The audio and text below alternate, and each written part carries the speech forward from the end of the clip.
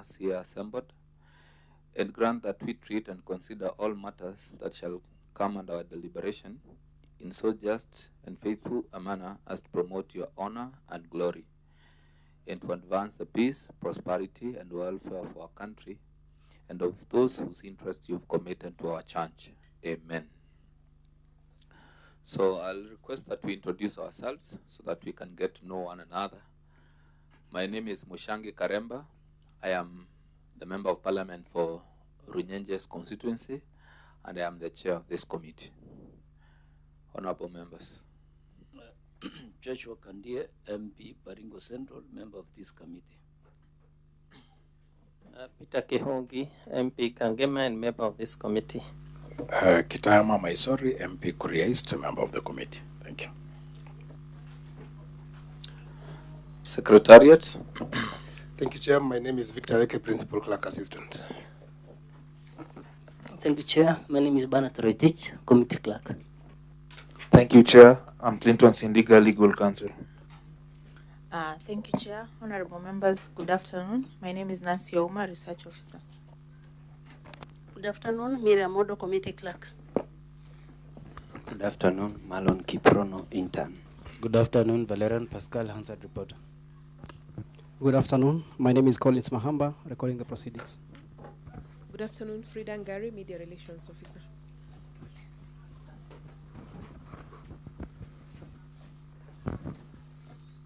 So I'd like now to give this opportunity to Dr. Margaret Nyakango to introduce yourself and also to introduce your team. Thank you, Honorable Chair and members, and good morning. I think it is still morning.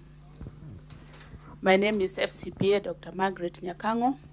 I'm the Controller of Budget, and I have my team here, and they'll introduce themselves. Thank you. Good morning, Chair. My name is Ben Sumeyu, Assistant Director, Audit and Risk Assurance, Office of the Controller of Budget. Good morning, Chair, honorable members. My name is Mohammed Hassan, Director Planning, Research and Knowledge Management, Office of the Controller of Budget. Thank you. Good morning, Chair and members. My name is Mark Koech, Deputy Director, Parliamentary Liaison, Office of the Controller of Budget. Good morning, Chair, honorable members and members. My name is Abigail Rasugu, Principal Legal Officer, Office of the Controller of Budget. Thank you, Chair and honorable members. My name is Theodora Uchichi. I'm the Personal Assistant to the Controller of Budget and Deputy Director, County Government's Budget Implementation. Thank you. Thank you very much. So I'd like to invite all of us to welcome all of us to our conversations today. And I believe that Dr. Margaret and your team have been briefed on the subject matter, the agenda of our meeting today. But for the benefit of everyone, I would like to bring all of us to speed by going through the petition as read by the Honorable Speaker of the National Assembly, the Right Honorable Dr. Moses Wetangula. And this is petition number 10 of 2026 regarding strengthening oversight, transparency, and intergenerational equity in public debt governance.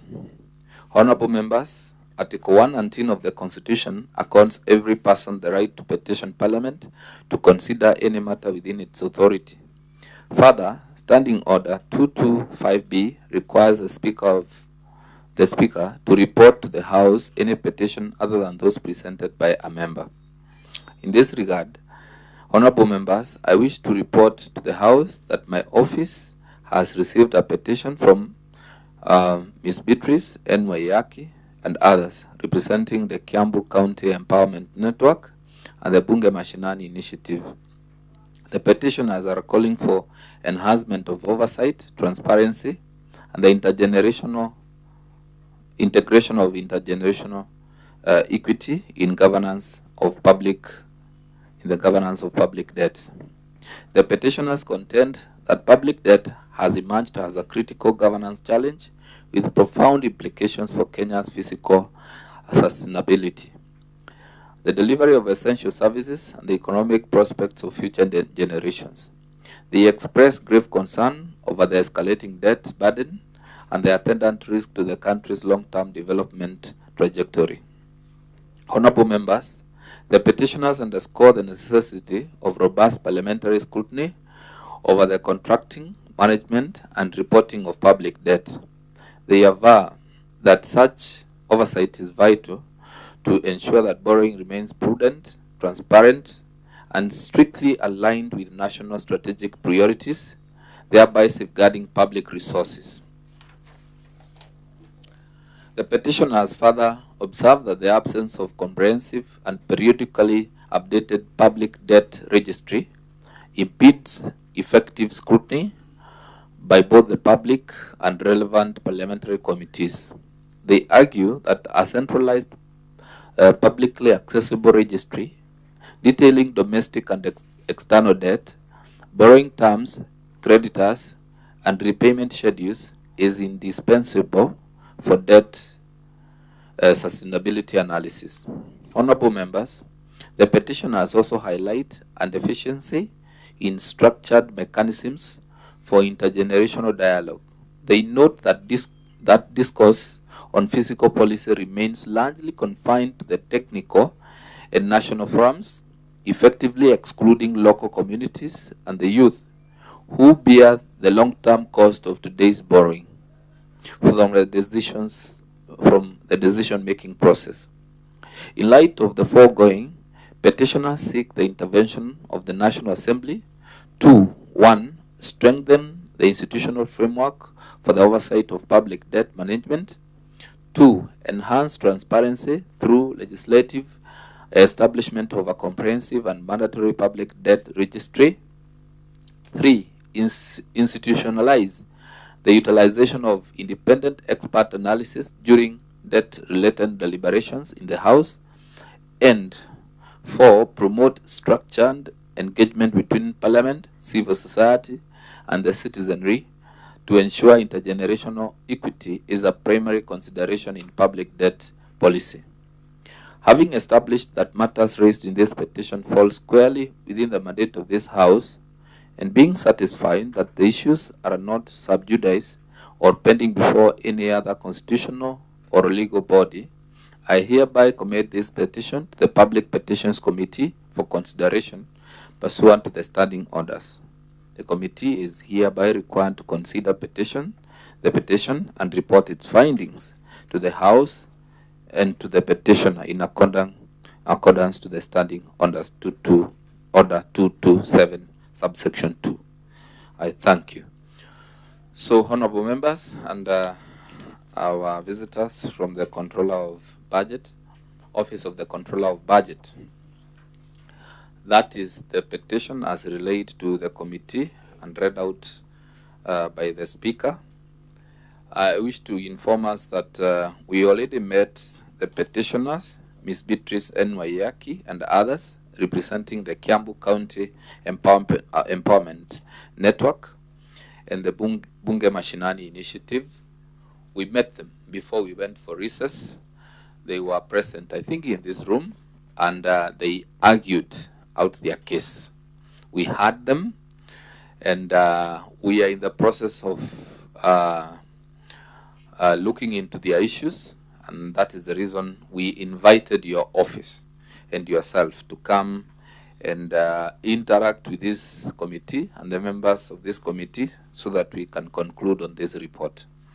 So I would like to give you an opportunity now to make your presentation, and thereafter the honorable members will ask you questions as we also await the other honorable members who are on the way, and they will be making their way into this room in a short while.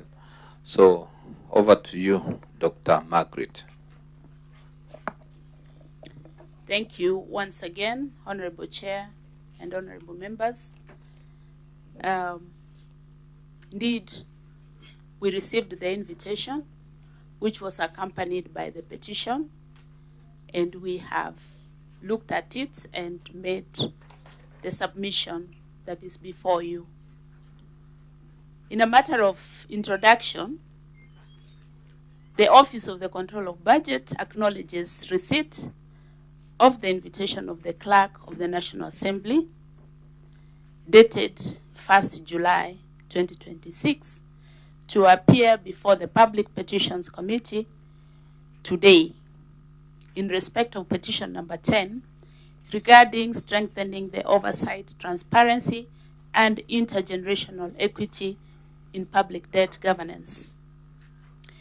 In the petition presented by Ms. Beatrice Wayaki and others on behalf of the Kiambu County Empowerment Network and the Bunge Mashinani Initiative, in collaboration with the National Democratic Institute, the Institute of Social Accountability, and Okoa Uchumi Kenya, we appreciated the legitimate and timely concerns regarding Kenya's public debt burden and the adequacy of the existing mechanisms for oversight, for disclosure, and generational fairness in debt-related decision-making. This submission, Honorable Chair, sets out the Control of Budget's constitutional mandate as it relates to the matters raised. It describes the COB's existing contribution to debt-related transparency and oversight in response to each prayer sought by the petitioners, while offering constructive recommendations to the committee for consideration. This submission is made in the spirit of constructive engagement, consistent with the Control of Budget's role as an independent oversight institution established under Article 228 of the Constitution. So what is the Control of Budget's constitutional mandate and its relevance to this petition? Article 228 of the Constitution establishes the Office of the Controller of Budget. It mandates that it oversees the implementation of the budgets of the national and county governments by authorizing withdrawals from public funds. Article 2286 requires that the COB submit a report to each House of Parliament and to the respective county assemblies every 4 months on the implementation of the budgets. Public debt contracting and management is primarily the mandate of the National Treasury, acting through the Public Debt Management Office, which is established under Part 5 of the Public Finance Management Act of 2012 and is subject to parliamentary approval of borrowing under Article 211 of the Constitution. The Control of Budget does not contract, guarantee, or negotiate debt. The Control of Budget's constitutional role in relation to debt is exercised at the point of implementation, that is, in authorizing and reporting on the exchequer releases used to service debt as a budgeted expenditure. This distinction is important, Honorable Chair and members, for the committee's consideration of this petition. The Control of Budget is well placed to speak to the transparency, accountability, and reporting dimensions of the prayers, and to support strengthened institutional coordination. However, matters of debt contracting policy and debt ceiling design properly fall within the domain of the National Treasury, the Central Bank of Kenya, and Parliament's own oversight committees.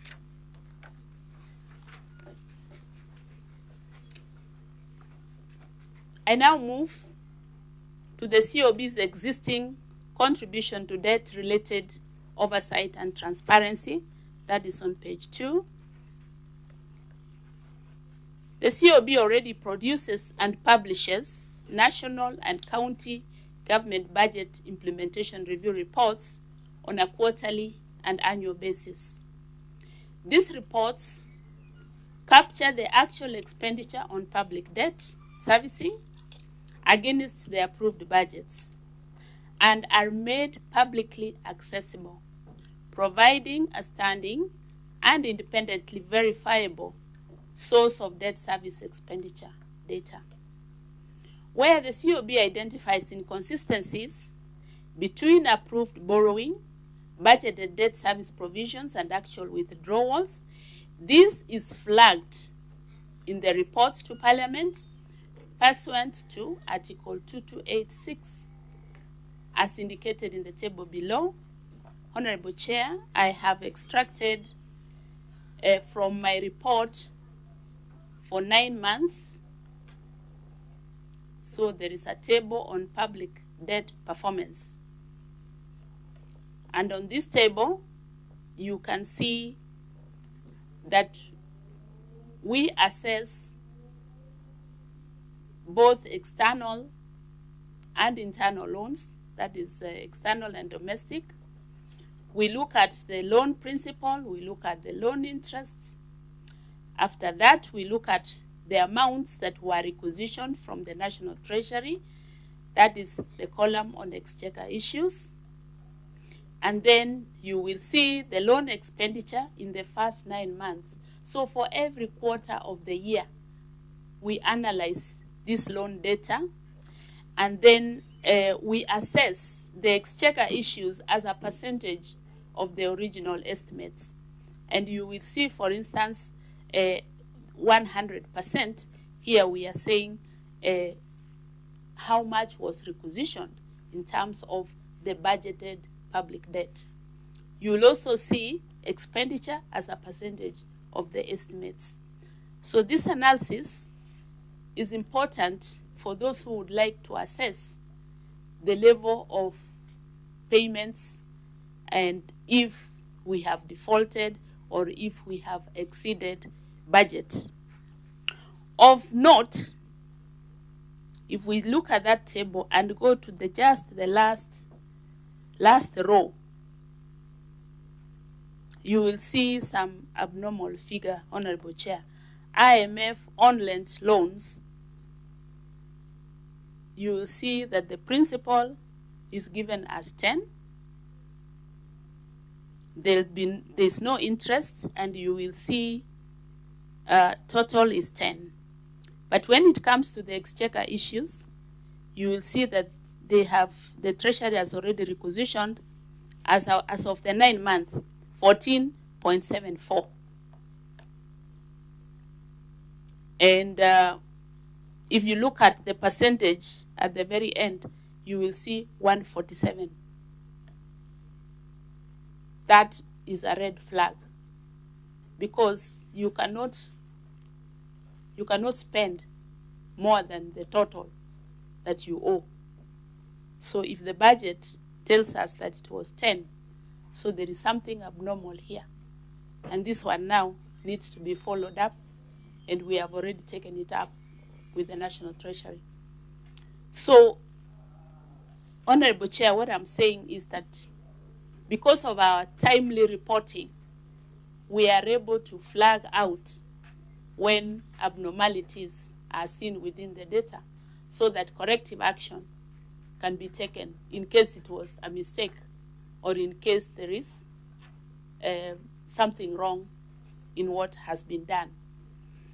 Now, this existing reporting architecture offers the committee and the petitioners a credible, independent data source that can be strengthened and better linked to any new debt transparency mechanisms rather than replaced. So we are saying that this one is working quite well, and we'll continue doing it in terms of reporting. Now, Honorable Chair and members, I would like to look at the prayers that were sought by the petitioners, and one by one, we will see whether they align with the mandate of the Office of the Control of Budget and what we think we should do going forward. So, In the matrix that we have on page 3, we have given the prayer itself and my office position. Number 1 in that matrix is to strengthen oversight over public debt contracting, management, and reporting. This prayer is indeed supported by my office, and we recommend that the 4 monthly budget implementation review reports under Article 2284 be formally designated as a standing input to parliamentary debt oversight, alongside what the National Treasury and CBK report, so that the figures are analyzed as I've just taken you through. The second prayer is to ensure comprehensive, timely, and accessible public disclosure of public debt information. This relates to now the total borrowing that we have. And we support this prayer. The Control of Budget already publishes the county and national budget implementation review reports in accessible formats. The Control of Budget recommends that any new disclosure standard for debt data be harmonized with the format and timelines of these existing reports to avoid duplication and confusion among users. The Commonwealth Meridian System, which is now in place at the National Treasury, plays a significant role in harmonizing the management of public debt through the following ways. There are 4 ways we have identified here: standardization of the debt management practices, a centralized debt database, improved debt transparency and accountability, and better debt portfolio management. All these, Honorable Chair, are available in the Commonwealth Meridian System, which I'm sure the National Treasury will be talking more about. Prayer 3 is to establish and maintain a comprehensive, publicly accessible public debt registry. And we support this fully in principle.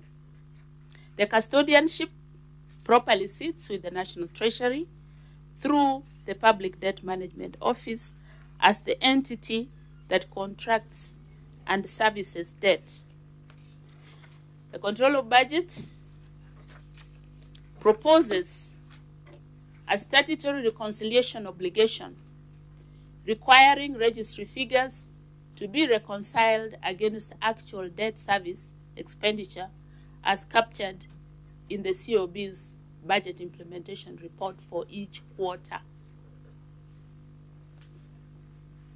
The next prayer is to institutionalize independent expert forecasts and long-term debt sustainability analysis in parliamentary debate. Again, we support this fully. The Control of Budget notes that credible independent analysis requires adequate resourcing of existing institutions. This includes the Parliamentary Budget Office and the Control of Budget's own analytical function, rather than the creation of any new bodies. Prayer 5 is to facilitate structured intergenerational dialogue on public debt through national and regional platforms. Again, we support this in principle, and we further say that convening such platforms falls outside the COB's core mandate, but if invited, we can always participate and provide our perspective. Prayer 6, to enhance direct engagement between Parliament, citizens, and civil society through hearings, petitions, and feedback mechanisms. once again supported. The Control of Budget welcomes close coordination with the committee and civil society organizations on matters of budget implementation and fiscal accountability, which is consistent with its constitutional public engagement obligation. The seventh and last of the prayers is to integrate intergenerational equity into public debt policy, medium-term and long-term fiscal planning. Once again, this is supported. The fiscal responsibility principles that are set out in Section 15 of the Public Finance Management Act embed elements of intergenerational equity. The Control of Budget recommends anchoring this prayer through an amendment of the Act consistent with the ongoing amendment bill process, which the Control of Budget has previously made submissions to, rather than through a new standalone legislation. Having gone through those prayers and our position on the same as the Office of the Control of Budget, I now look at some recommendations that we are making to the committee. The first recommendation is to amend the Public Finance Management Act to place a clear statutory duty on the National Treasury to establish and maintain the public debt registry, rather than pursue a new standalone legislation, consistent with our earlier submission on the PFM amendment bill process. Recommendation 2, Honorable Chair, is to require a statutory reconciliation between the public debt registry and the COB's quarterly budget implementation review reports, so that debt stock data and debt service expenditure data are cross-checked and any variances reported to Parliament. The introduction of the Commonwealth Meridian system and automation of the settlement of public debt are both steps in the right direction. Recommendation 3 is to resource independent analytical capacity, including the Parliamentary Budget Office and the COB, to support long-term debt sustainability analysis rather than establishing a new advisory body. Recommendation 4 is to clearly delineate the respective roles of the National Treasury, the Central Bank of Kenya, Parliament, and the COB in debt oversight to avoid duplication of mandates and reporting. And the last recommendation, Honorable Chair, is to anchor intergenerational equity considerations within the existing fiscal responsibility principles in Section 15 of the Public Finance Management Act, supported by regular public participation forums at both national and county levels. So what are we saying in conclusion? That we welcome the objectives of the petition number 10 of 2026 and share the petitioner's concern for prudent, transparent, and intergenerationally fair management of public debt. My office reaffirms its constitutional commitment under Article 228 to independent oversight of budget implementation and looks forward to a constructive engagement with the Public Petitions Committee. Honorable Chair and members, I submit. Thank you. That was a good presentation. And before we have any questions, I would like to request my vice chair, who has come in, to introduce herself for the record.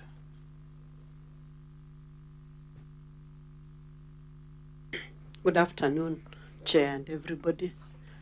My name is Janet Sitiene, MP Tarbo, and Vice Chair of this committee. Chair, sorry I came in late. I was engaged elsewhere. Thank you. So, Honorable Kandie. Thank you, Chair. First of all, I want to thank the Controller of Budget for the comprehensive answer she has just given us. Mine is only one question, because she has already said that there is a problem on one of the items here, IMF loan, that there is a red flag. Have you checked with the National Treasury what could be the problem there? Yes, we have written to the National Treasury. And have they responded? Not yet, Chair. Okay. Any other question? Yes, the Honorable Kitayama, and then we come to the Vice Chair. Thank you, Chair. I don't know if last time we met with the Control of Budget, I don't know if this title doctor was there, but if it was, sorry, I missed it. So maybe we need to congratulate you as a committee.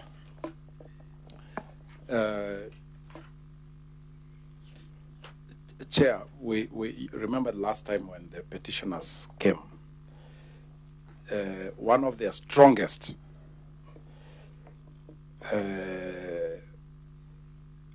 points was stop borrowing. And in fact, they said, stop borrowing from, is it now? That if we don't borrow, the country will not, collapse.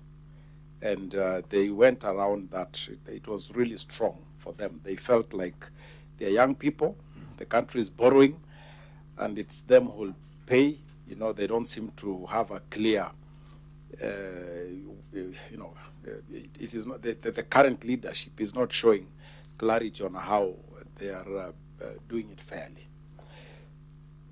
I do not know if the Control of Budget has any comment on this. So I would wish to get a comment on this one.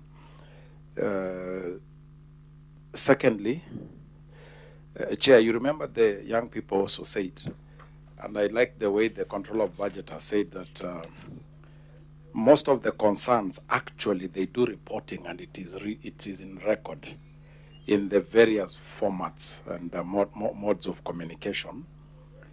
But COG, the Control of Budget, COO, these young people said that anything that you're saying that you do present out there, that it is in public domain.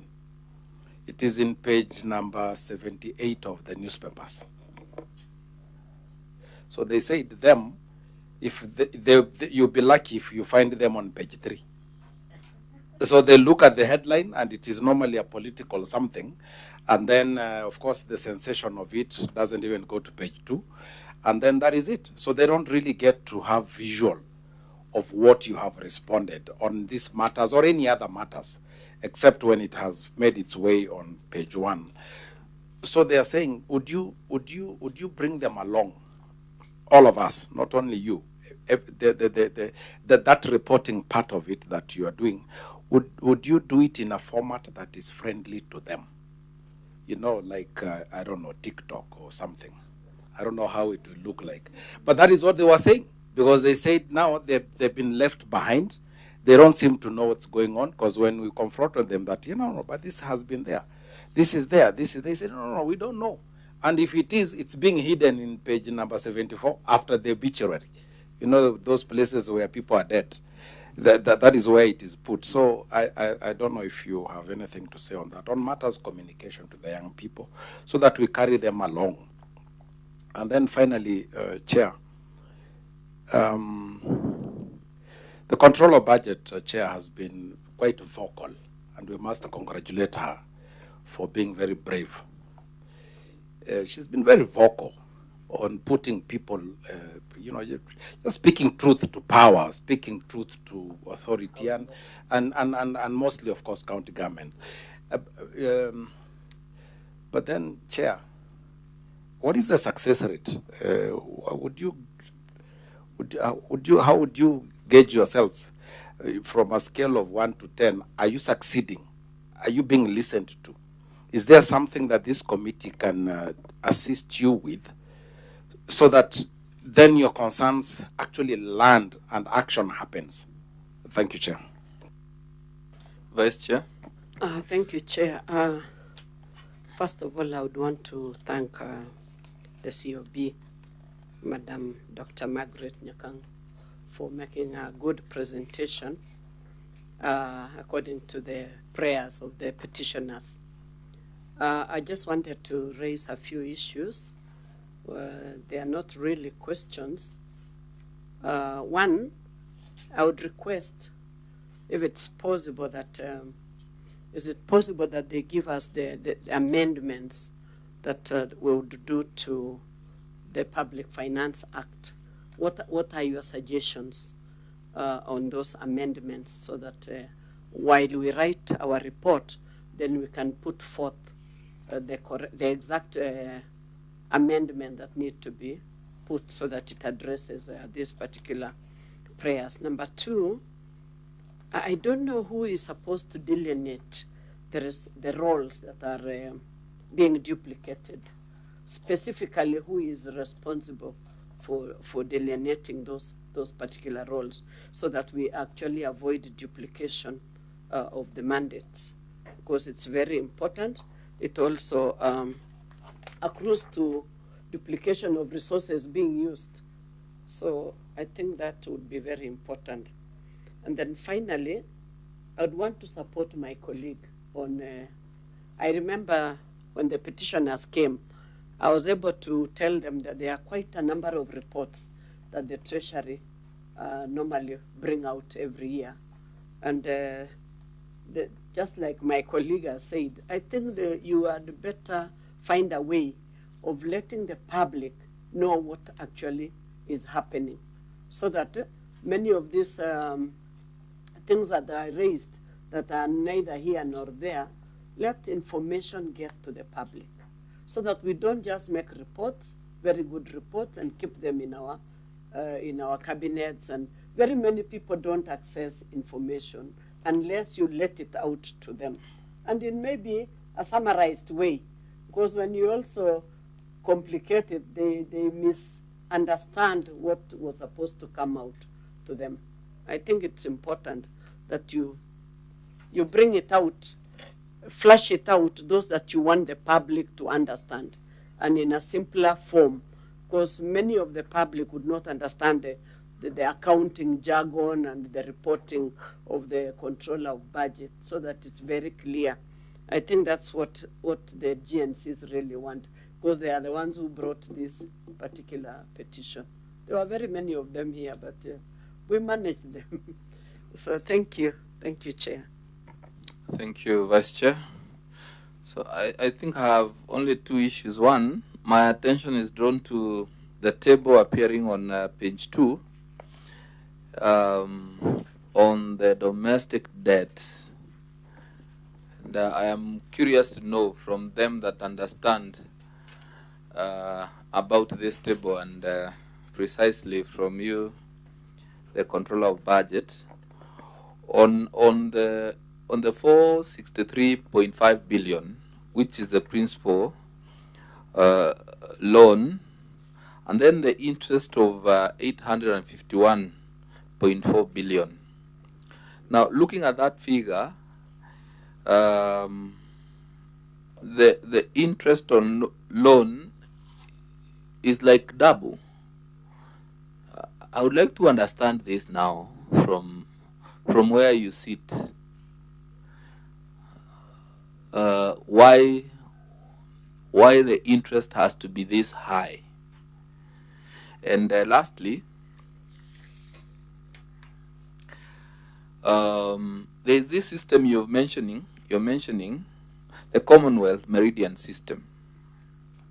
You seem to have a lot of confidence in this system, and systems in this country have not a very good history. Where are you gathering the confidence to trust this Commonwealth Meridian system? Where has it worked? Thank you. So answer those, and if there will be others, then you will also be required to answer. Thank you. Thank you, Honorable Chair and members. And I'm very happy to actually, get the feedback and the questions from yourselves. And I'll provide the answers in the order in which the questions came. Number one was that on the expenditure on the IMF, on lent loans, has already been communicated to the National Treasury, and we are waiting for an answer because they actually brought some more requisitions for the same. And we just noticed that they were overspending on this particular line and it was not in the budget. So that one is ongoing, and we will get answers. Now, secondly, is that young people actually do not want the country to borrow at all. That is, I would call it, is a nice wish. But we are at a point where we have already borrowed a lot. And by a lot, I mean trillions. We are now, according to our latest report, at 12.82 trillion in total borrowing. Out of that figure, about 60% is domestic and 40% is external. So what is the impact of that over borrowing? The impact is that up to 71% of the revenues that we collect goes to loan repayment. So when that happens, it leaves us with 29% to do the rest of the expenditure that we would like to do. And that involves both recurrent and development. So if you look at the kind of budget that we prepare, and you look at, say, 30% of that money, you will find that we surely cannot survive within that 30%. The impact of that is that we must keep borrowing in order to stay afloat. So, a wish for us not to borrow may not be feasible at this time. What perhaps we can say, after looking at the problem in the eye, is to say, can we reduce our spending so that gradually we reduce the amounts that we must borrow to stay afloat? This concept, you may have heard, is called fiscal consolidation.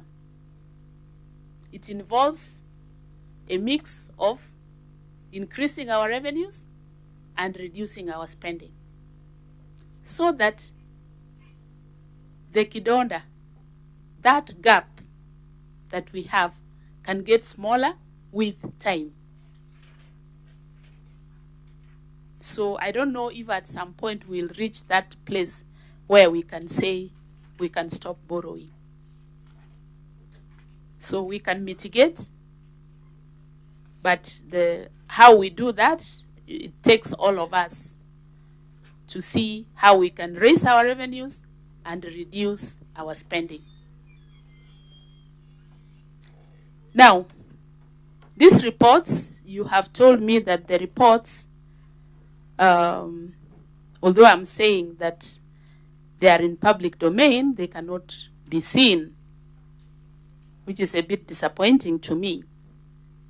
But what we have done, Honorable Chair, first and foremost is we publish, that is putting the report together, and then we publicize.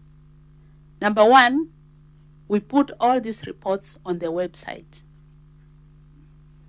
in a downloadable format. So for instance, when you see the media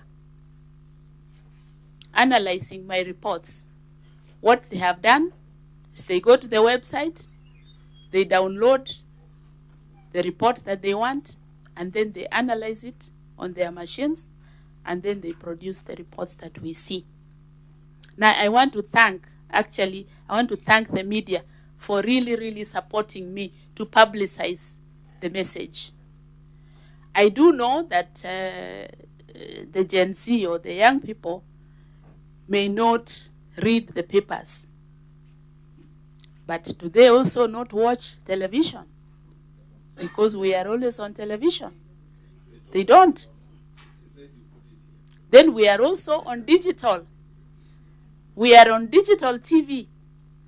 And I challenge my team here to produce at least one digital report. I mean, they should be able to go to their phone right now and see what was reported in our third quarter report. We are currently compiling the fourth quarter as of the end of June. Then we have been challenged to do friendly formats. Well, guilty as charged. We need to improve the way we simplify the reports so that they can get to a wider public. I do agree. And then we also need to increase the digital presence on X, or Twitter, we used to call it, Facebook and Instagram.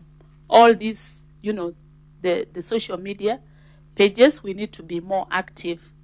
I think I feel challenged that we need to get some young people to throw the message out a little more than we are doing. Thank you for the compliment in terms of speaking truth to power. But what is the success rate?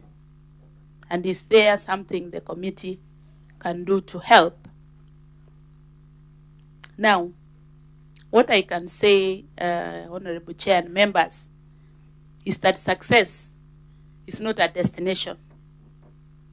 It is a journey. And even when you succeed, continuing to succeed is more important than actually succeeding at once. So for us, in my office, what we have done is to say, how do we continue improving things in spite of the challenges that we meet on a day-to-day basis? So we know, for instance, that the counties are not amenable to the guidelines that I provide. But I have been consistent. Year in, year out, I have provided them with guidelines and ensured that I enforce them at the point of releasing the funds.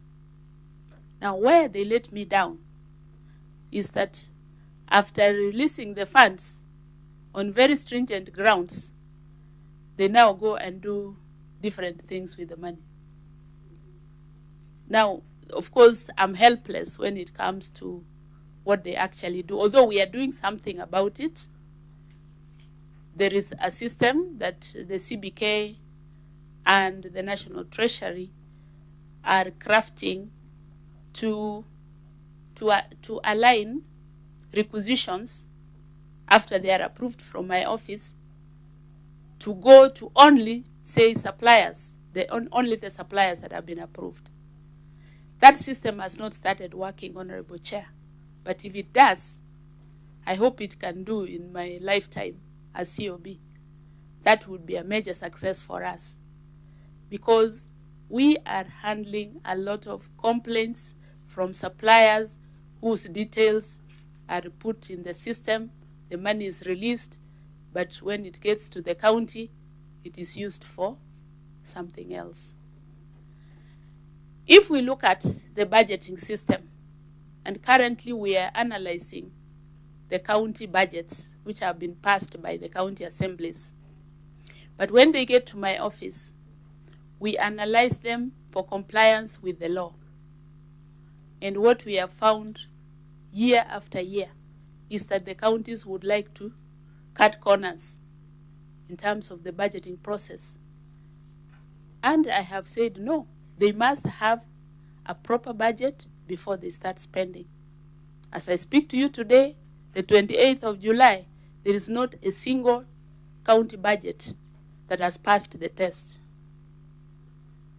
So gradually, we believe that if we start from a proper foundation, then during the year, enforcing the guidelines, and then assisted by the other stakeholders in this whole process, then we can start making some success.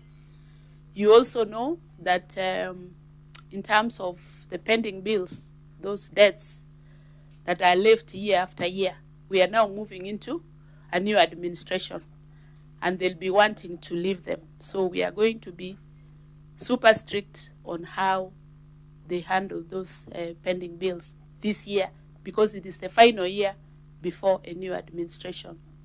So maybe not 100% success, but I believe that we have made a mark as far as county operations are concerned. And if you look at the Auditor General's reports, you will see that there are a few counties that have actually styled up. Like Makueni this year, this last year, they got a clean audit report. And many others improved from very bad to bad. So we are hoping that they will improve with time. And we take credit because the more we do, the more the results on the other side are seen. Not to mention that I am training an army here. This guy is behind me, and others, wherever we are, I'm training an army of very, very strong officers who will also be looking at power and speaking to it in the future after I've left. What are the areas, Honorable Member asked, which are the amendments in the PFM Act? We actually did a draft, and we have it in the office, though we have not carried it here today. I think I can give Mr. Tuti, are you there? Oh, Abigail. Chair. Abigail, I don't know if you are familiar with some of the amendments. Maybe just to mention, she doesn't have to give us them amendments. We just wanted a written copy for purposes of our report writing. So you don't have so to we can belabor. submit. Yeah. Thank you. Right. Okay. Thank you. Now, so that is sorted, because this will then show how we can avoid duplication, which stakeholder is supposed to do what. Now, letting the public know what is happening. Like I said before, reports to be submitted in a summarized way for the media, for TV, and even the print media. That is our undertaking. We would like to see how we can improve our reach to the public, and especially the young. I wish they can also give us suggestions. I think we are going to reach out to Bunge Mashinani and ask them for their favorite channels on how we can reach them. Chair, you asked on the domestic debt budget, where the interest is looking very high. The interest that we see here is not made up of borrowing for the year. Actually, what you see here as loan principal is only the additional that is being taken for that particular year. So it's like this is all. But from the borrowing for the previous years, the domestic debt from previous years, for instance, the bonds, there's a lot of interest that we pay semi-annually. So this one now, I told you we are at 12.82 trillion, out of which 7 trillion is domestic. Of that domestic, we have bonds, we have treasury bills, and then there is even, there are other forms of borrowing also, domestic. So what we have here is the estimated interest that will be paid during the year, but it is not directly related to this figure of 463. Yeah, so this is just an estimate of what, usually by June now, in the report I'll produce in June, we will have known exactly how much was paid, because there were also amendments at supplementary. Yes. But I was demonstrating that we track these figures through and through at every end of the quarter. What is the confidence that I have in the Meridian system, and where has it worked? The Commonwealth Meridian system is actually in use across Commonwealth countries. So all the countries that were at some point colonies of the British Empire use this system. And it has been very successful, I have to say. I am a beneficiary of the training. So is Mr. Simiyu here. And we were taken through all the elements of what this system can do. From analyzing what to borrow, analyzing sustainability figures, analyzing the governance around borrowing, all that is within that system. Now, what may let us down, Honorable Chair, is if the Treasury fails to put into place those functionalities within the Meridian system. But as to whether they are there, I am convinced, I have been trained, and I know it can work. I can say that with confidence. It's in use in the UK, it is in use in, name any of the New Zealand, Australia.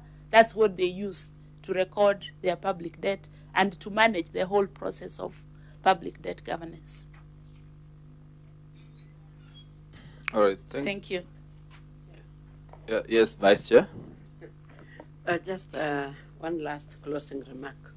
Okay. Madam, I want to thank you for training an army. Many people don't pass over their skills so that when they exit, they have people equal to the task.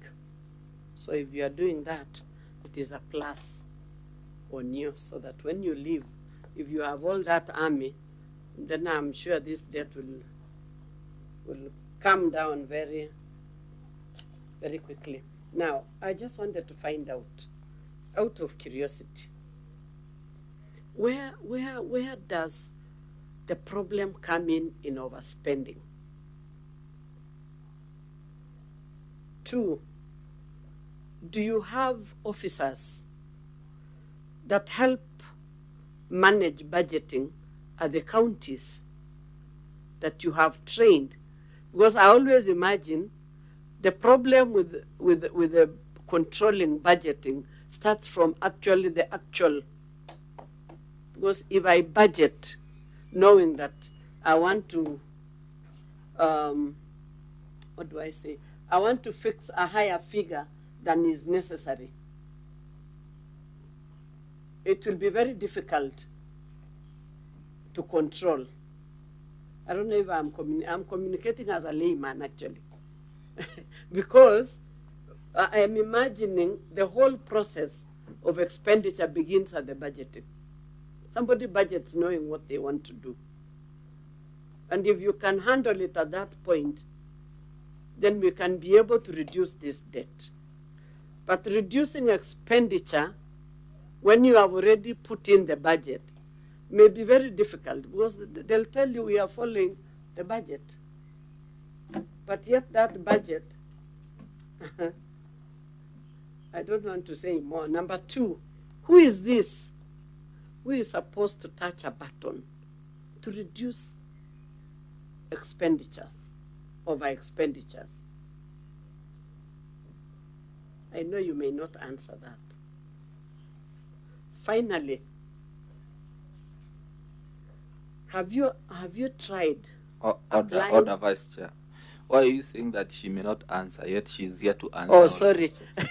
I withdraw. She will answer. Well guided. Yes. Have you tried, are you applying the Commonwealth Meridian system as at now, or it is you are proposing that is a good system? Is it already in use? Thank you. Thank you, Vice Chair. And actually, related to some of the issues that she has raised, I wanted to find out from you, Dr. Margaret, have we succeeded even once in reducing our expenditure and growing our revenue? Have we succeeded even once? And how is the trajectory looking like in the last 5 years? How is the debt cycle looking like? Are we borrowing more every year, or there is a time when we have borrowed less in a span of 5 years? Then, as I also conclude, I think I am impressed by your mention of intention to meet the Bunge Mashinani and the others, because I was actually about to ask you, how close do you come to these people? Because when they sat here in this room, they really argued out their case, and they made a lot of sense in what they were saying. And particularly impressive was that they were young people, all young people who are patriotic, and they want a better country. They want that their generation the generations to come do not suffer because of the debt burden.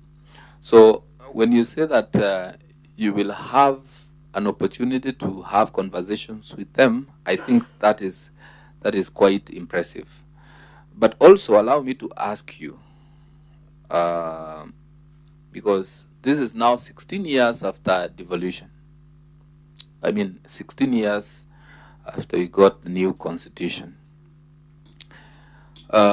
Should we be celebrating from very bad to bad after 16 years of the new constitutional dispensation? Don't you think that pace is so slow? And people, and we may not control it. But as per the law, the county assembly is supposed to oversight the executive and ensure that they are within the lines of the budget that has been passed. As for my office, we ensure, like I told you right at the beginning, that the budgets are made along the lines that we would like to oversight throughout the year. And that is what we then use to approve. Who is this to touch a button to reduce expenditure? Like I said, all kind of spending is usually, this is the work of the accounting officer.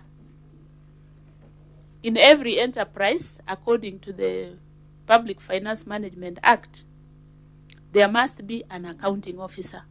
The accounting officer is the one who makes the decisions on what is going to be done and how it is going to be done, held accountable at the end of the day. In my office, I'm the accounting officer. So whatever happens in my office, I am accountable.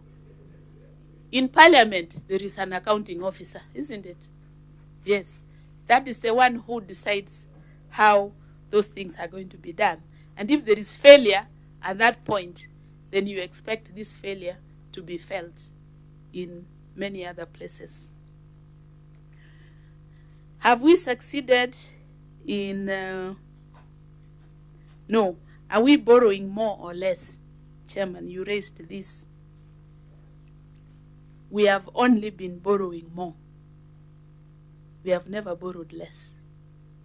Even when we have prepared budgets, I remember in 2024-25, there was a call for austerity measures, and everybody's budget was chopped in first quarter.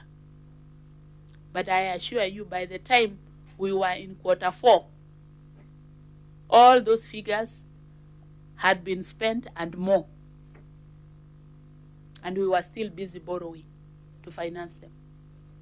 So I have not seen us borrowing any less, and it's quite unfortunate. Something really drastic has to happen in this country if we are to borrow less.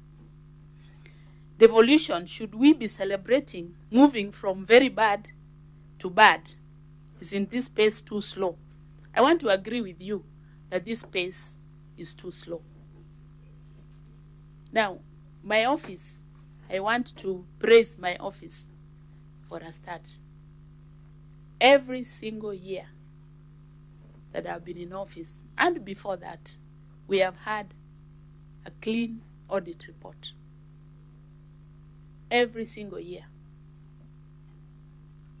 And the Treasury, the PS Treasury gives us a letter of commendation every year and tells us, you've done well, and we would like you to teach others how to do this. But we have never gotten this opportunity to tell others how we do it. One of the ways of getting a clean audit report is having a small budget, unfortunately, or fortunately. So they have kept me to a very small budget where I have no wiggle room. I spend for the bare minimum, and so when the auditor comes, says, okay, this is the budget, this is what you have spent, tick, tick, tick, finished. But those departments with bigger budgets, they find themselves with a lot of play, like a steering wheel, which has a lot of room to play, left, right, and therefore they end up in problems. I would say the same of the counties, in that the counties receive revenues, they receive equitable share, but they decide to do different things from what was planned, and therefore they end up falling foul of the Auditor General. You must have listened to some of the PAC queries when they are in Senate, and you'll be surprised at some of the things that they do. So, in short, we are not celebrating that they have moved from very bad to bad. And there may be no quick fix, Honorable Chair, as it is now. But there have been reforms.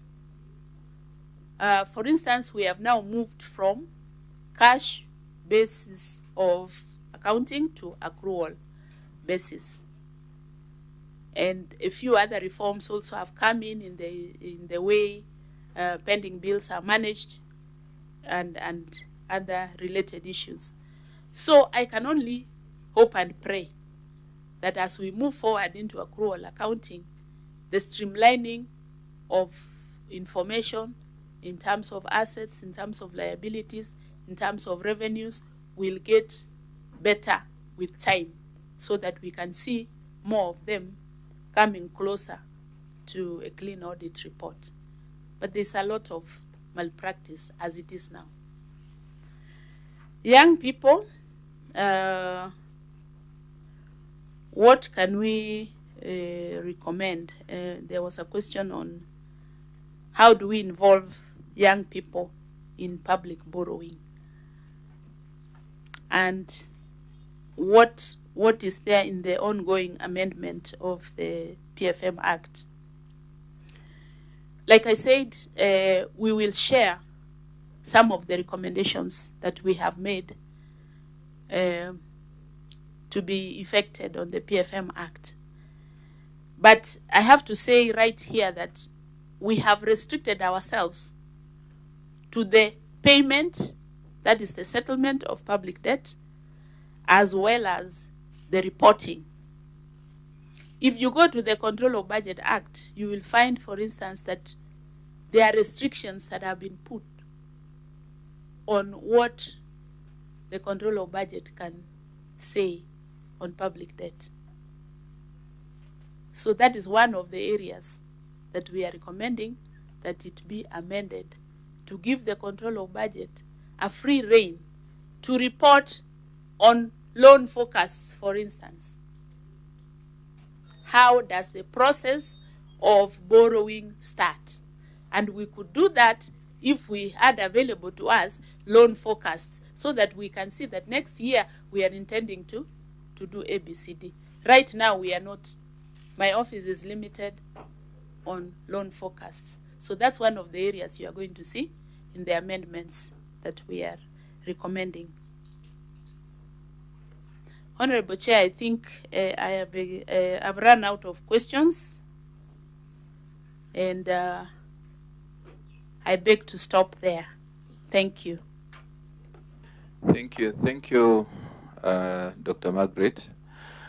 There are members who have come in towards the end of our conversation, and I would like to give them an opportunity to introduce themselves as we wind up.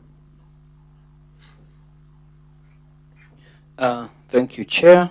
Sorry for being late. My name is Paul Kibichi Biego, Member of Parliament, Chesumei constituency, that is in Nandi County, and I'm a member of this Petitions Committee. Thank you.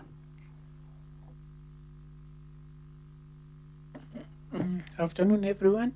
My name is Edith Nyenze, Member of Parliament, Kitui West. Chair, I've come late, but I was following online. So I don't know whether you have closed. Yes. Yes, we are about to close. It's okay. Yes, kindly, because we have okay. The Office of the Auditor General okay. outside waiting, and time has really ran out. So I would wish to thank you, Dr. Margaret, for appearing before this committee and also speaking to the issues that the honorable members have raised in form of questions. And we want to wish you the very best. As for the amendments that you are proposing or that you would like to propose, we would wish that you write to our committee so that as we do our report, we can have them clearly in our report that will be debated on the floor of the House. And we'll be happy to do that so as to give your office an opportunity to serve this country better. So I wish to thank you also, your team, for showing up together with you. And we want to wish you a very nice afternoon. I am not sure when next we will meet, but wish you a nice afternoon. Thank you very much, Honorable Chair and members. I wish you the best as you progress in this particular assignment. Asante. Thank you.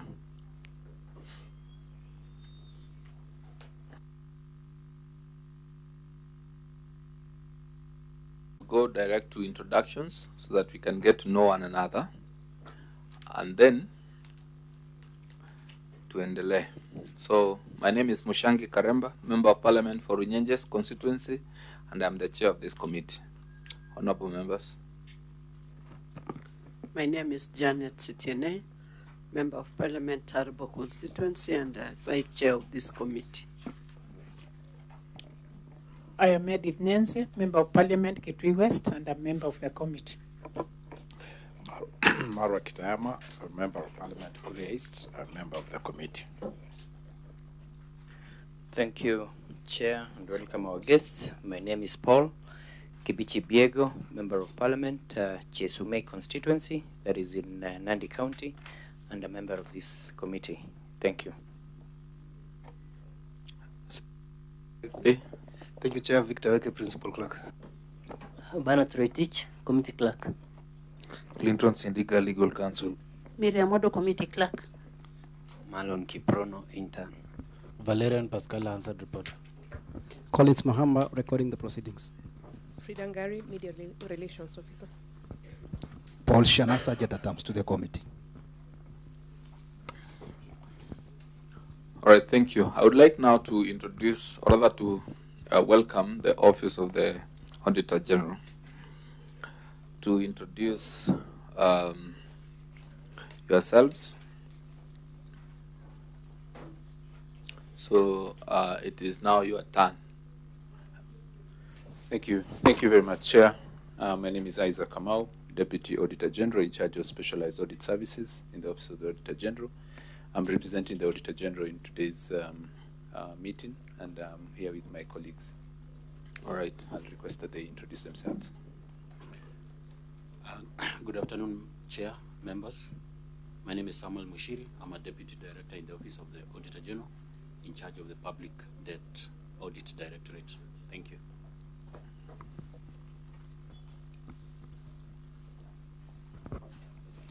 Good afternoon, Honorable Chairs, Honorable Chair, Honorable Members. I'm Ezekiel Omore from the Office of the Auditor General.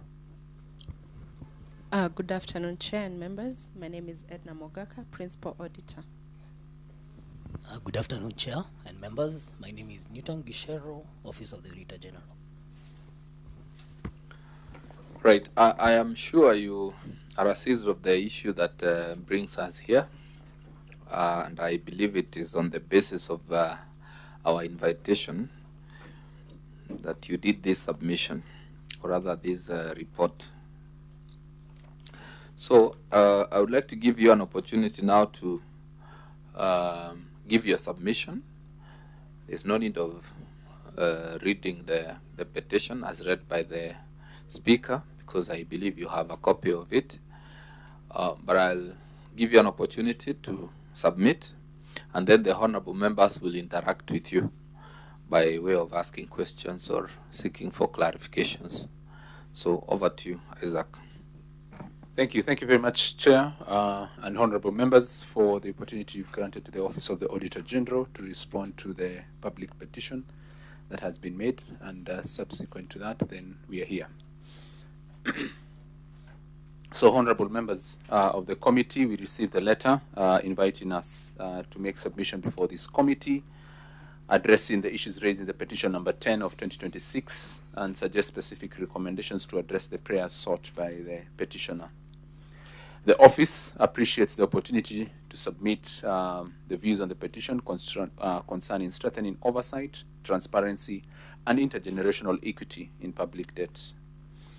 Chair, this petition raises important issues relating to the management of public debts and seeks Parliament's intervention in enhancing accountability, transparency, and sustainability in borrowing and debt management.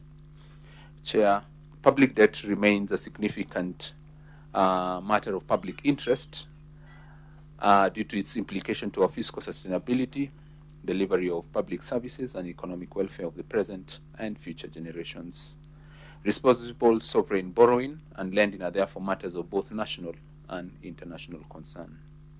The office recognizes public debt as a legitimate fiscal instrument for financing development, supporting economic growth, and addressing budgetary needs.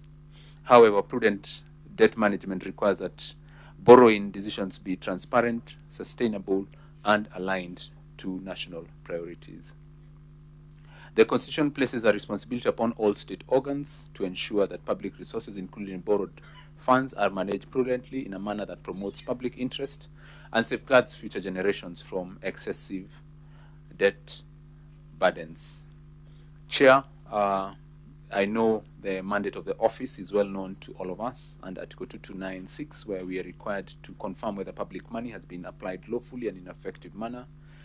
And the office discharges this through financial compliance, performance, and special audits. Through these audits, Chair, the office provides independent assurance to Parliament and citizens on the accountability, transparency, and stewardship of public resources, including public debt. Our relationship with Parliament cannot be overemphasized. And Article 229 of the Constitution, Section 7, continues to state that the Constitution requires the Auditor General to submit audit reports to Parliament and relevant county assemblies, and Article 2298 requires these bodies to debate and consider reports and take appropriate action. These reports are presented to the relevant oversight committee for scrutiny before consideration by Parliament or county assemblies. So our relationship with Parliament and the Auditor General is mutually reinforcing. Parliament depends on the Auditor General for independent and objective information concerning the management of public resources, while the Auditor General relies on Parliament to ensure that the audit recommendations are implemented and accountability is enforced. The nature of the petition, Chair and honorable members, is that the petition contends that public debt has emerged as a critical governance challenge with significant implications for fiscal sustainability, service delivery, and long-term economic development. The petition has expressed concern regarding increased debt burden and the risk it poses to future generations. Specifically, Chair and honorable members, the petition calls for stronger parliamentary scrutiny of public debt management, establishment of a comprehensive and publicly accessible debt registry, institutionalization of independent expert analysis in debt-related decision-making, promoting of structured citizen and civil society engagements in debt governance, and incorporation of intergenerational equity considerations in public debt policies and borrowing decisions. Our general observations on the public debt governance, Chair and members. The office observes that effective public debt governance requires transparency in borrowing decisions, adequate legislative oversight and comprehensive disclosures in reporting and strong internal controls, sustainable debt management practices, value for money assessment, and effective monitoring of debt-funded projects. As public borrowing arrangements become increasingly complex, Chair, the need for robust accountability mechanisms become more pronounced. Public debt oversight should not be limited to contracting of loans. Effective governance requires scrutiny throughout the debt cycle, including project appraisal, loan negotiation, disbursement, utilization of the borrowed funds, monitoring of project implementation and achievement of intended outcomes, and the eventual repayment obligations.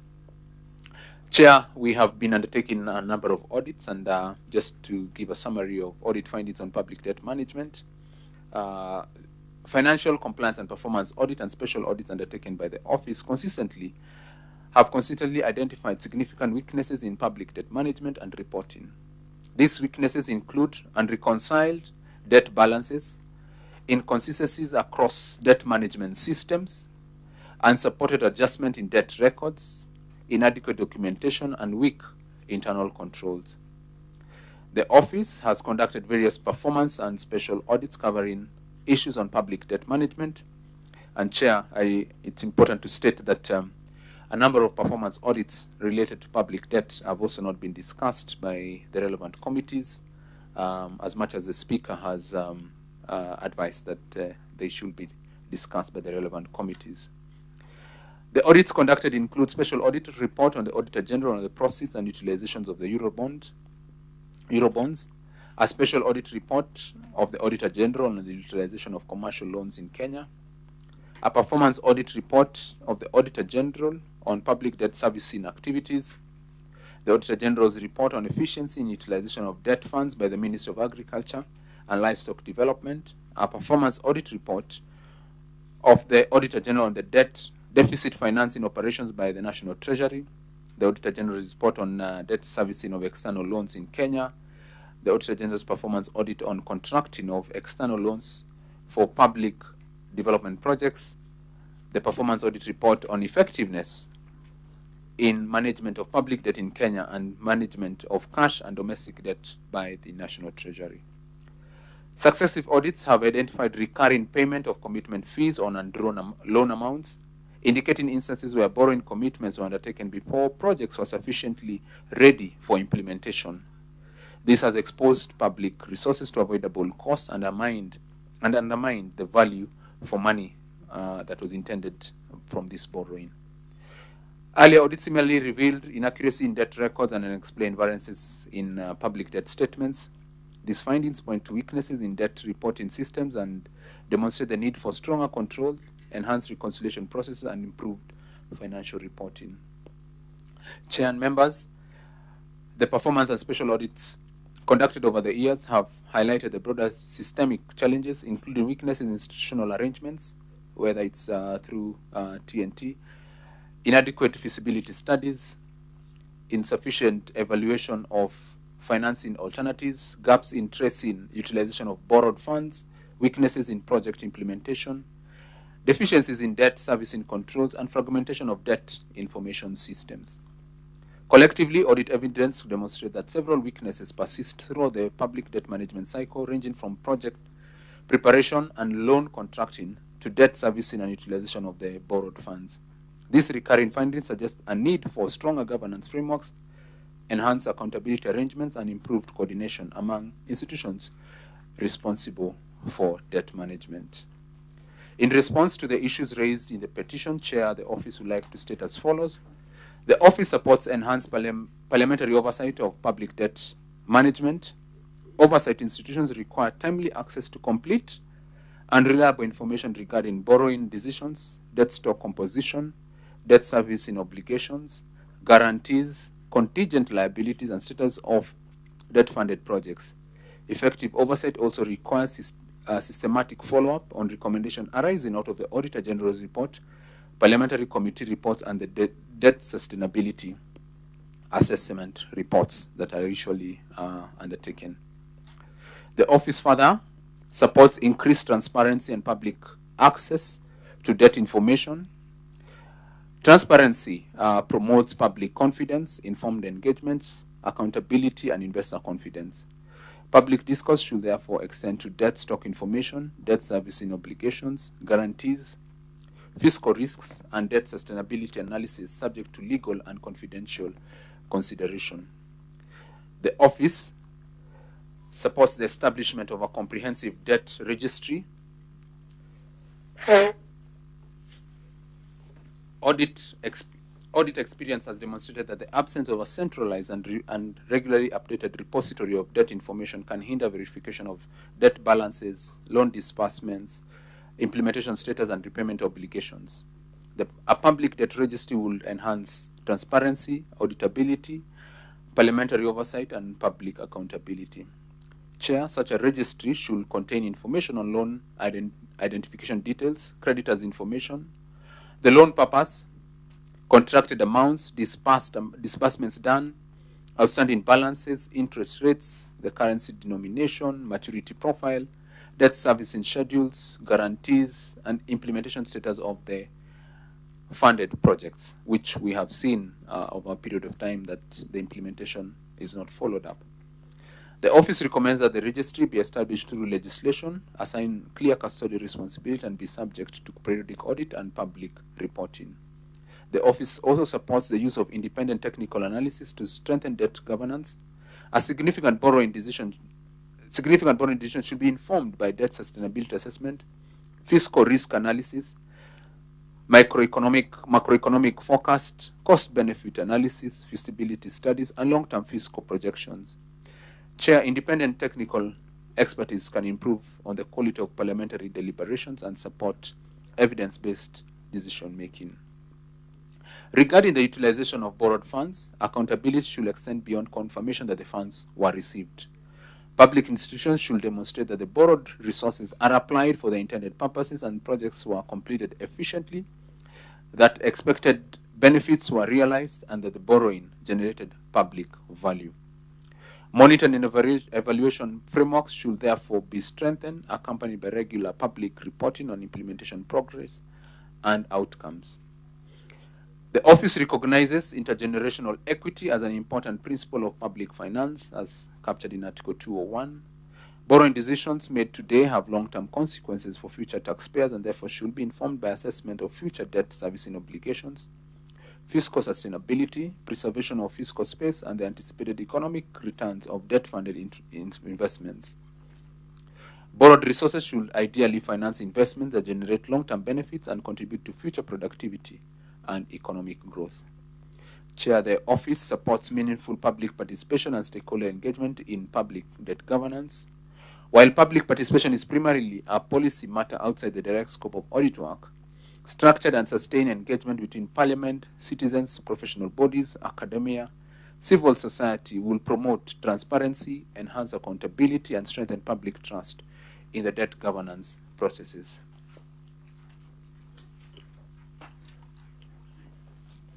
Additional measures that we propose to strengthen the public debt management, Chair and members. Beyond issues raised in the petition, the office observes that debt sustainability can be strengthened through reforms aimed at improve institutional arrangements, fiscal discipline, and operational efficiencies.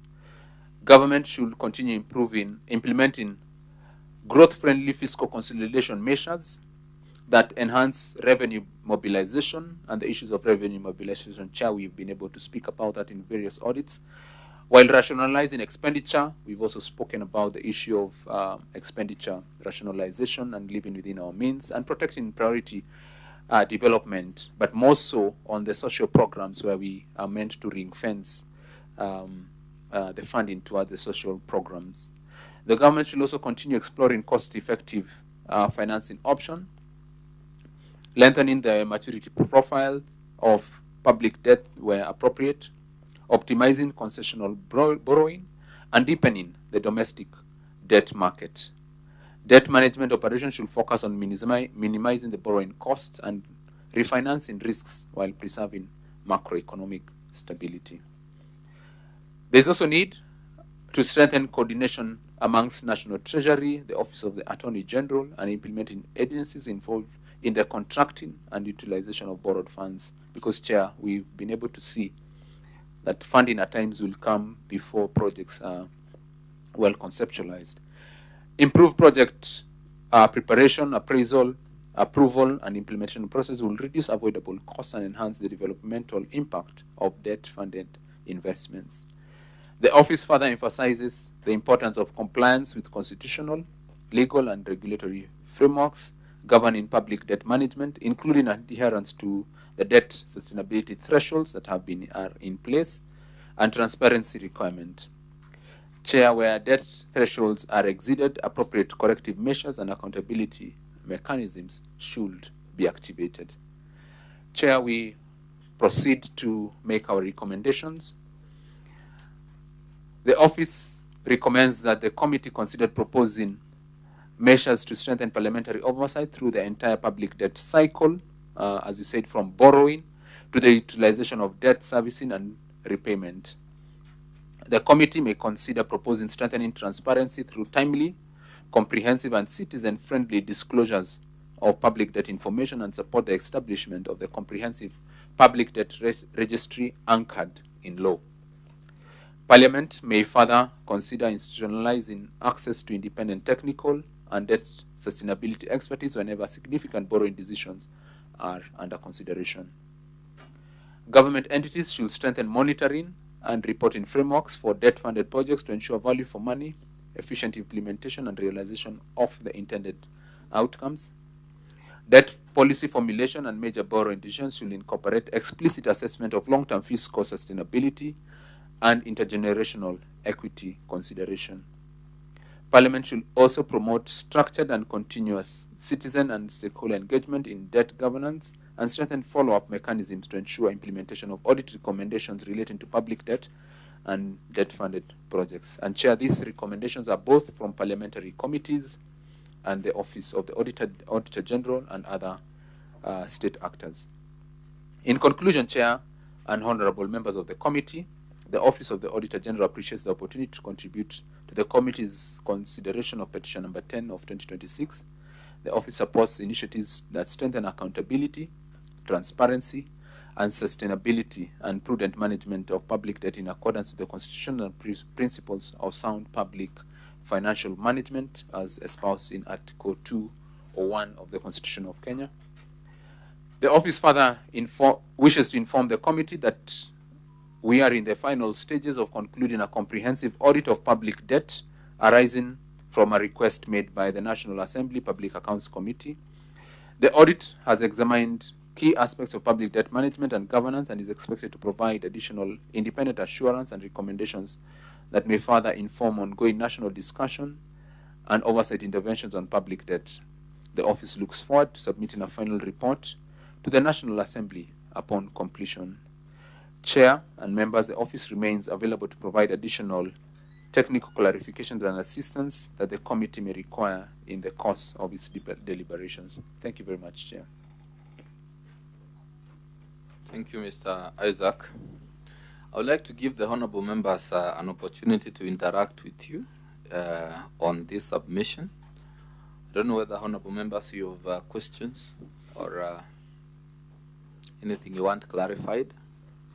And as I get ready for that, on the part of the recommendations, I see you've put that the office respectively recommends that the committee consider proposing measures to strengthen parliamentary oversight throughout the entire public debt cycle. We'd like to know specifically which are these measures as the highest office in the land on audit issues. Which are these very specific measures that you would want this committee considers? Yes, honorable members. Honorable Edith. Thank you, Chair. Just asking for clarification. That was a good presentation. And as the Office of the Auditor General, I just want the clarification on whether this office audits public debt. Because in their conclusion, they've said that they've been requested by Public Accounts Committee to make an audit for public debt. So I'm just wondering, is indeed their mandate to audit the public debt? Then the other concern, Chair, is that we actually every year we increase our budget every time. Like now, the budget is 14.8 billion, although it's passed by the Parliament. I'm wondering whether your office, the Office of Auditor General, is in a position to advise the government, especially through the National Treasury, on our budget. Because if we could do away with even some developments for 1, 2, 3 years, as even the petitioners recommended, then we would do away with the public debt slowly, progressively. So is it in your mandate to also advise National Treasury, especially because if the budget is too high, that means through our revenue we will not be able to realize the budget. So we end up in borrowing. And this borrowing, most of the time, this debt is these loans are not used in the right manner, and that's why the youth are concerned that they will be the ones, and even the unborn, they are the ones who will bear this burden. Thank you. Yes, Honorable Kitayama. Thank you, Chair. You're the young people who came here, the petitioners. They said that you're boring. In the manner that you present yourself or the office to them. They don't feel you. And they feel like the whole thing is designed to keep them off. I don't know if you have a solution to that, so that then they're able to access you, or information that you have is able to reach them in the manner that they understand information. 2, the presentation here is mostly, it begs the question, what if this petition didn't happen? How are you going to model a solution for the country? Because Chair, it's like the Auditor General is also sharing frustration with us. You know, Chair. So I don't know.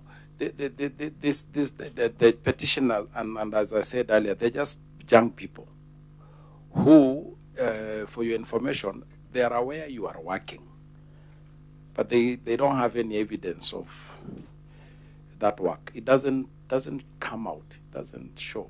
Apart from the newspaper headlines about pushing a certain institution or a certain people, that they are at fault with whatever it is that, I mean, the audit.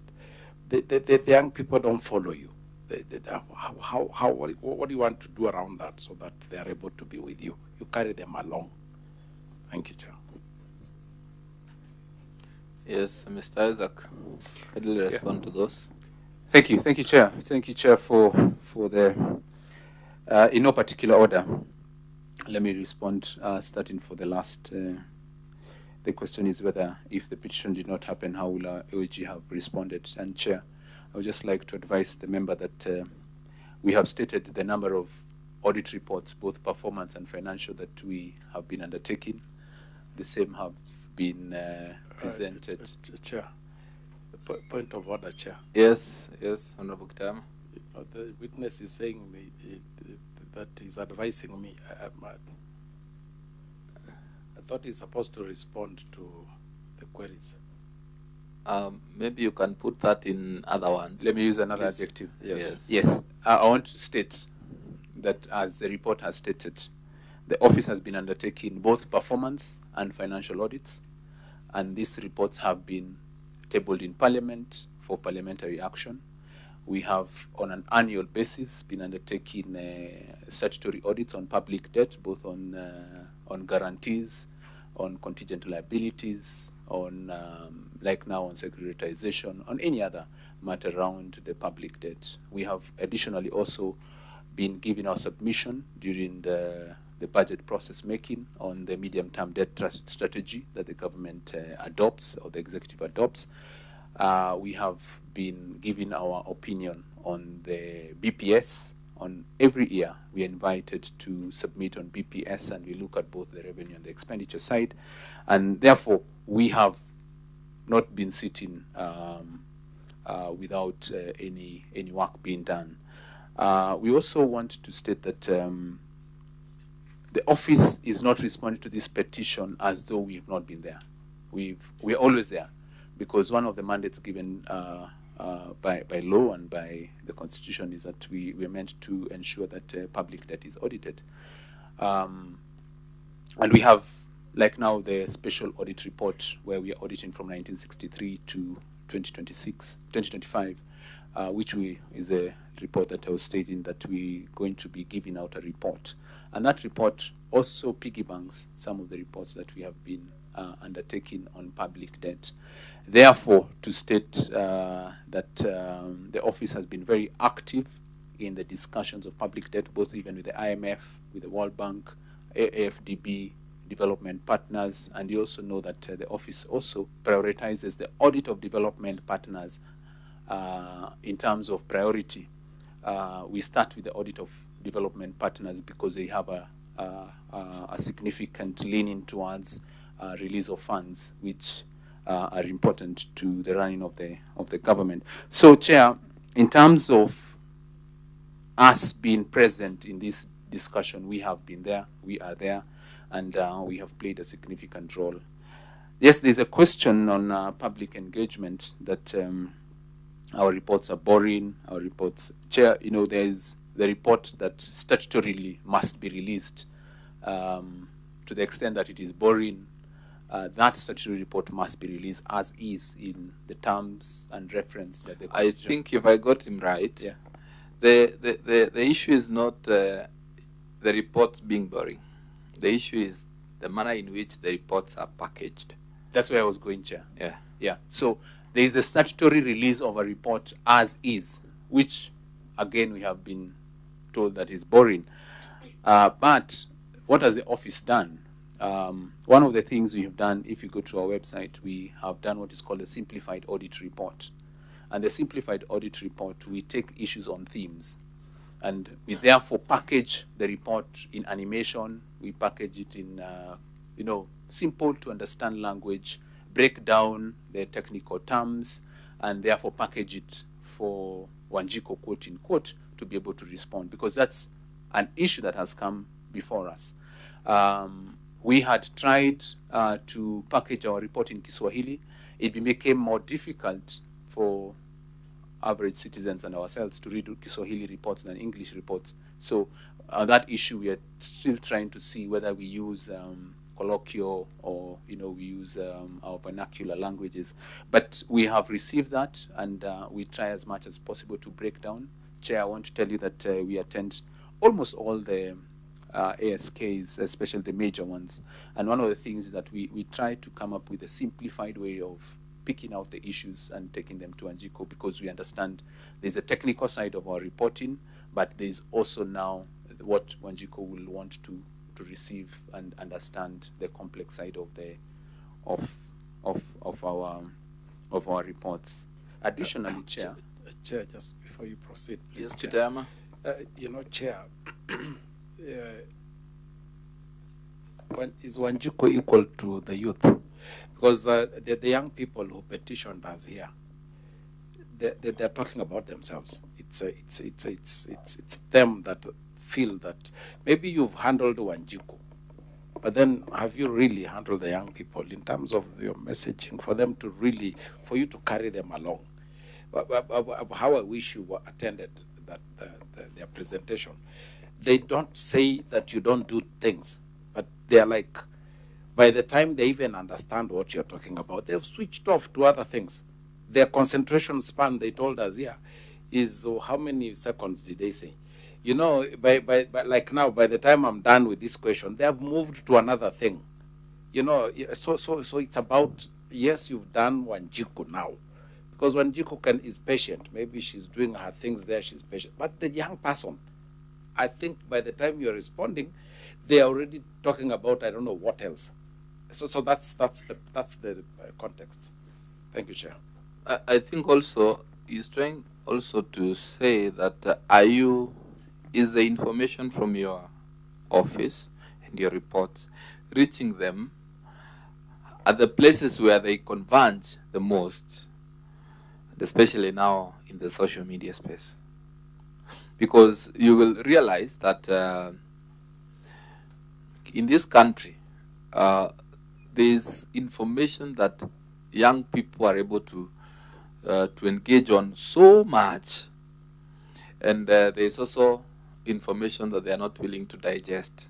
So it is that they were asking, why can't we now move into the space where they can access this information so easily, other than navigating too much to get this information? Thank you, Chair. And point taken about the youth spaces and the like.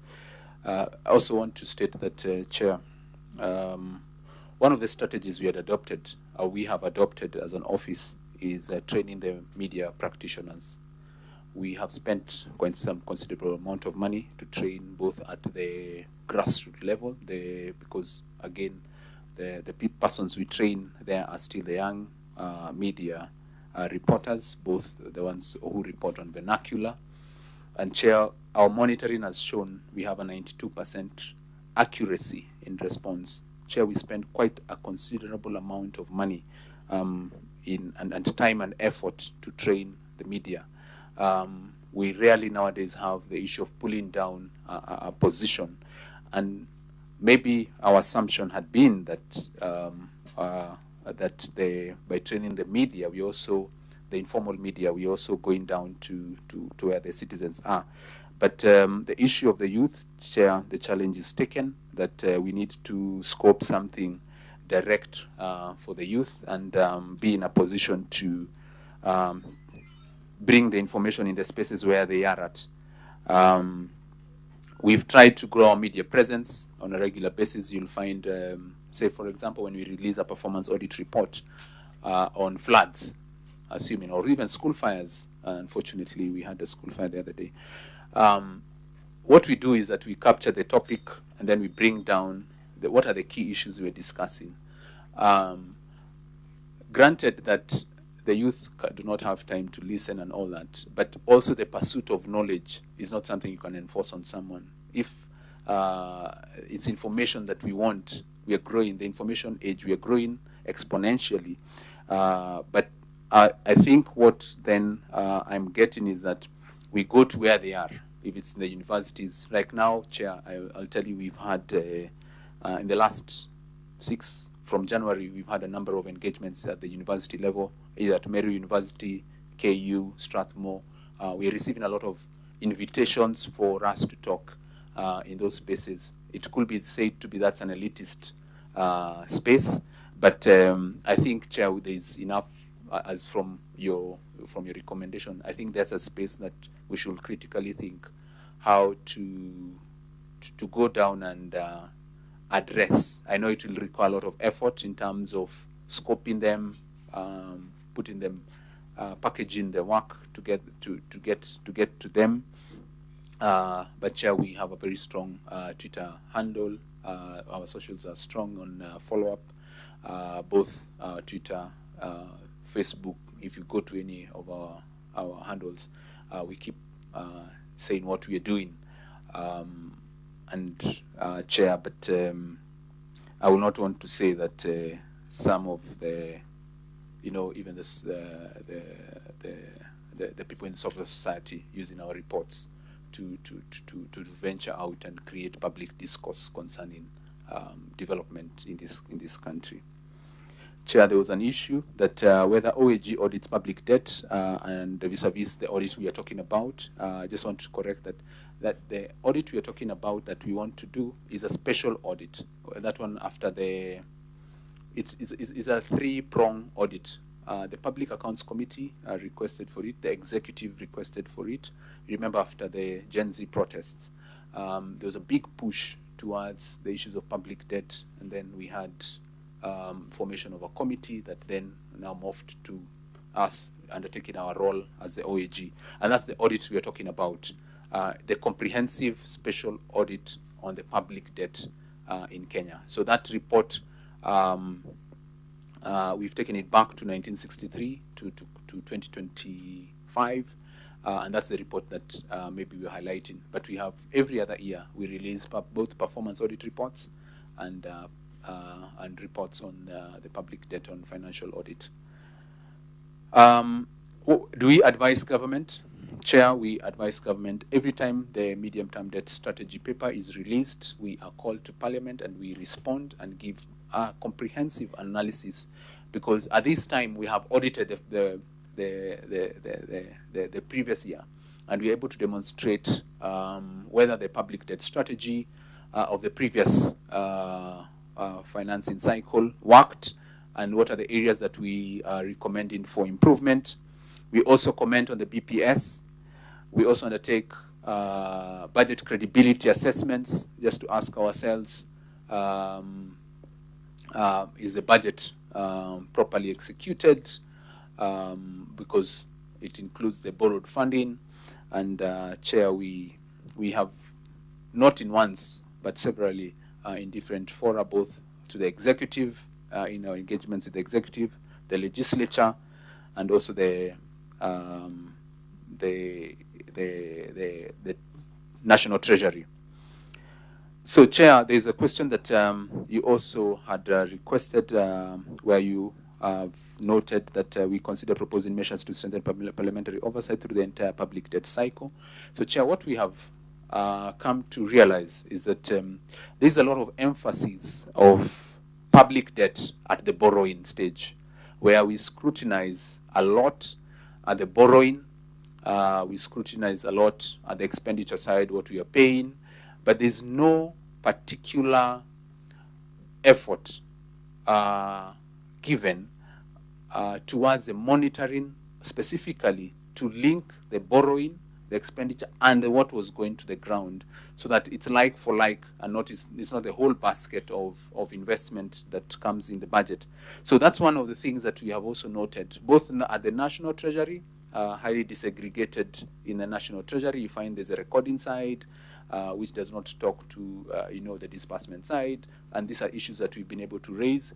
But most importantly, Chair, is that that money, say a funding that was given for X project or program, there is no concurrent going back to ask, we borrowed this amount for this activity, was it done for the intended purposes? And that's one of the things then we are recommending that Parliament, as we are borrowing, as we are approving the budget, we ask ourselves, whatever we had approved to be borrowed, was it used for the intended purposes, and not just a general audit report on if it's livestock, if it's water, if it's from the areas that we borrow. So that's one of the things that we are stating, so that the section on us borrowing, the utilization and the servicing and repayment is properly structured, so that we are able then to see where is it that the rain beats at.